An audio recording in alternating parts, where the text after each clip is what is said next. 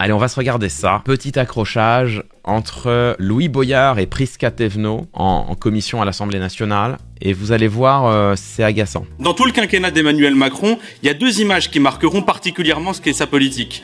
La multiplication de files d'étudiants à la distribution alimentaire et les repas à Versailles, où il invite ses amis, lui et Bernard Arnault, et je pense que c'est le moment de dire qu'il faut choisir entre le champagne pour quelques-uns et le repas Crous pour tous. J'ai entendu que vous aviez beaucoup de mal à prendre la parole et donc que vous avez beaucoup bégayé en parlant. Oh là là. Ah mais le mépris. Là c'est vraiment juste l'exercice d'un paternalisme, d'un mépris insoutenable, quoi. C'est pas à la hauteur. Et puis surtout cette manière d'attaquer la forme parce qu'ils n'ont rien à répondre sur le fond. Parce qu'encore une fois, sur le fond, les arguments de Louis Boyard sont inattaquables. Parlant du repas en euros, est-ce que c'est tout simplement parce que vous avez honte de ne pas avoir été de ceux à le mettre en place, honte d'avoir été de ceux par contre à vouloir bloquer tous les budgets qui permettent de le déployer pour l'ensemble de nos jeunes. Donc là, ce que dit Prisca Thévenot, c'est grosso modo que les députés LFI ont voté contre le budget. Bah, c'est normal, le budget c'est le moment où se déploie la politique générale de la nation.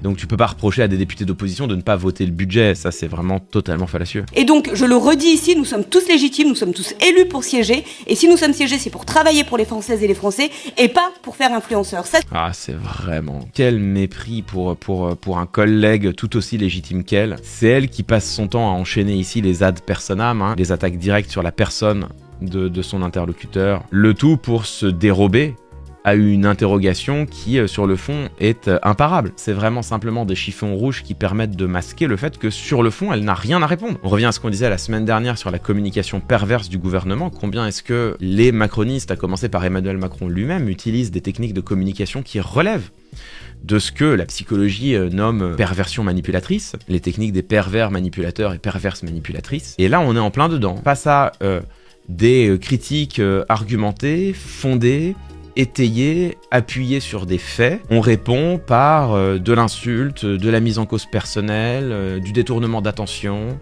et on donne l'impression que c'est l'autre qui est en tort pour éviter d'avoir à répondre soi-même aux critiques qui nous sont portées.